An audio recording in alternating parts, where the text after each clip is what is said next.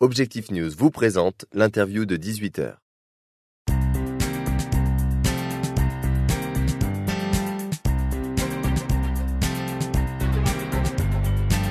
Bonsoir à tous et bienvenue sur objectifnews.tv. Ce soir, nous recevons Bernard Ader, il est président de Serre France Haute-Garonne. Bonsoir.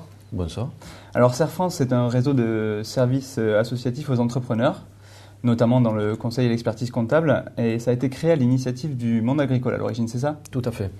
Donc après-guerre, dans les années, dans tout le plan de dynamisation de l'agriculture d'après-guerre, dans les années 60 sont apparus les centres de gestion agricole, comme certains peuvent encore les connaître, qui sont aujourd'hui, sont fédérés, sont devenus aujourd'hui, sous la bannière Serre France, une marque déposée de conseil aux entreprises et d'expertise. D'accord. Et vous êtes aujourd'hui étendu au-delà du monde agricole ? Tout à fait. Nous sommes, alors essentiellement, nous avons des entreprises du milieu agricole et nous avons également des artisans, des commerçants, des professions libérales, d'autres associations. D'accord. Donc vous êtes président de Serre France Haute-Garonne depuis juin dernier, c'est ça ? Que représente Serre France en Haute-Garonne ? Ça représente combien de salariés, combien de membres ? Serre France, c'est 110 collaborateurs sur la Haute-Garonne. C'est 7 agences réparties sur le territoire. 3000 adhérents qui reçoivent nos prestations. La particularité, donc, c'est que nous allons certainement nous déployer un petit peu plus sur le territoire de façon à être encore plus proche de nos adhérents. D'accord. Et voilà, l'idée c'est de mailler un peu plus le territoire et d'avoir un meilleur maillage du territoire pour être le plus près des artisans, des agriculteurs, des commerçants qui sont votre cible et vos clients. Tout à fait, sans oublier non plus l'utilisation quand même de moyens modernes. Alors c'est assez paradoxal, mais on s'aperçoit que la proximité constitue toujours un enjeu majeur. C'est sûr. Et votre réseau est associatif, c'est fait une spécificité de Serre France. Est-ce que c'est ça aussi qui fait le succès de Serre France, puisque vous avez fait 7 millions d'euros de chiffre d'affaires en 2012 ? Oui, certainement. Que ça y contribue, en tout cas je l'espère.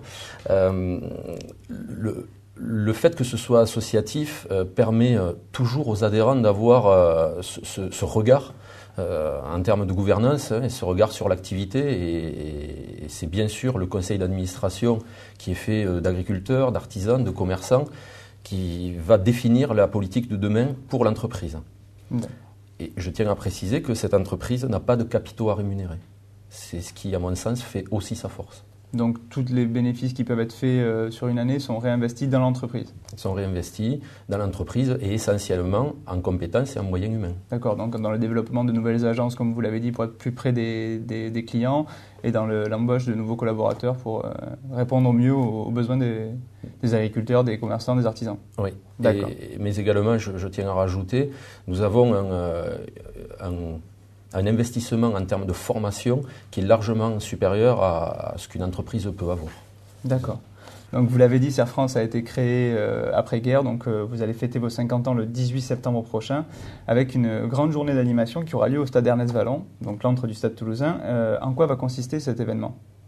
Alors cet événement, on le souhaitait vraiment tourner vers l'extérieur. On aurait pu faire un anniversaire où on s'auto-congratule et on fête nos 50 années passées. Non, c'était assurément pas le cas, ou le souhait en tout cas. Cet événement, on souhaitait vraiment le partager avec nos partenaires historiques, nos partenaires à venir, toutes ces institutions avec lesquelles on travaille au jour le jour, tous les jours. Et on souhaitait la moderniser, on souhaitait utiliser les outils de communication modernes pour rentrer dans une ère, on va dire, pour nous-mêmes, professionnelle. Ça nous semble être le point de départ de cette ère professionnelle.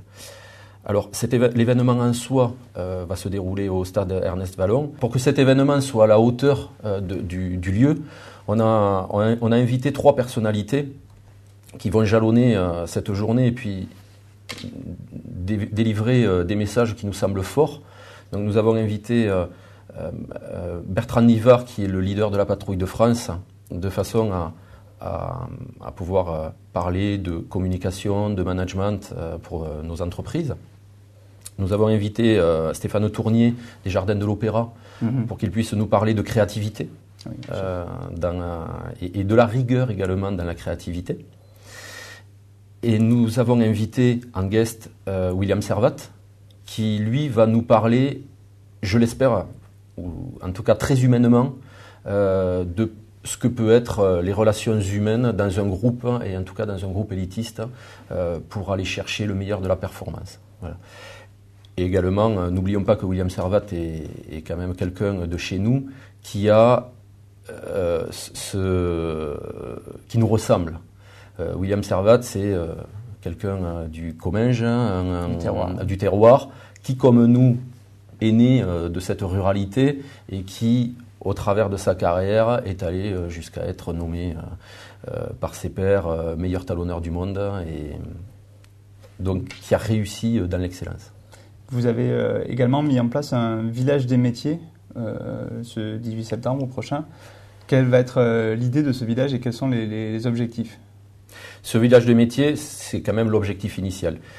C'est pouvoir permettre à nos adhérents d'avoir un espace d'exposition, pas forcément d'exposition commerciale, mais de visibilité pour leur propre entreprise.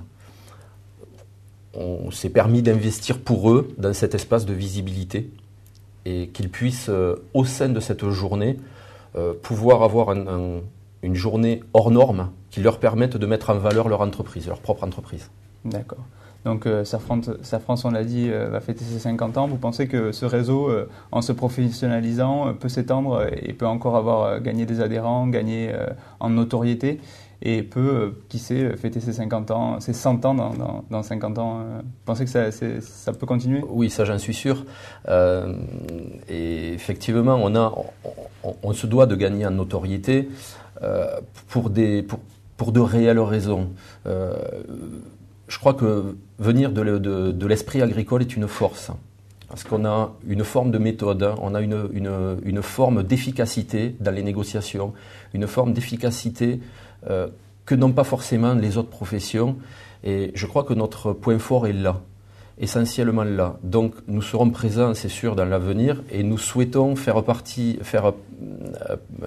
ce point fort et cette expertise-là pour les autres professions qui nous ressemblent aujourd'hui, les artisans, les commerçants, certaines professions libérales ressemblent aux entreprises agricoles que nous avons, qui ne sont plus des entreprises familiales. Les entreprises agricoles sont aujourd'hui des entreprises à très forts capitaux et des entreprises quelquefois extrêmement complexes dans leur montage juridique. Donc nous avons, je pense, une avance sur la manière de monter ces entreprises-là. D'accord. Vous êtes fixé un objectif peut-être en chiffre d'affaires ou en collaborateurs d'ici les années qui viennent, d'ici 4-5 ans peut-être ? Je crois que la progression a été, on va dire, phénoménale depuis les années 90, qui ont été pour nous des années douloureuses. Donc la progression a été très grande. Aujourd'hui, il est aussi bon de savoir, au lieu de faire plus, de savoir faire aussi mieux. Et je crois que ça sera l'axe du prochain projet d'entreprise que nous allons ouvrir dès le mois de janvier, dès la fin d'année plutôt. Et dans cet axe, je crois qu'il ne faut pas perdre de vue deux choses. C'est qu'il faut savoir aussi digérer les progressions, les grosses progressions, pour être beaucoup mieux dans ce que l'on fait au quotidien. Mais également s'apercevoir que nous sommes une entreprise dans laquelle l'innovation doit être perpétuelle. Et cette innovation ne touche pas à du matériel ou à des créations techniques. Elle touche les hommes et les femmes qui font notre entreprise et notre savoir-faire. Donc je crois qu'on se doit d'être ambitieux dans l'innovation que l'on va mettre pour que les hommes et les femmes de demain qui vont faire cette entreprise trouvent les ressources nécessaires à prodiguer le conseil de demain. D'accord. Écoutez, merci d'avoir répondu à nos questions et merci à tous de nous avoir suivis sur objectifnews.tv.